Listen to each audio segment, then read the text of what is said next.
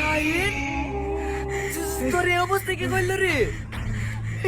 Tony, Tony পালিয়ে গেছে।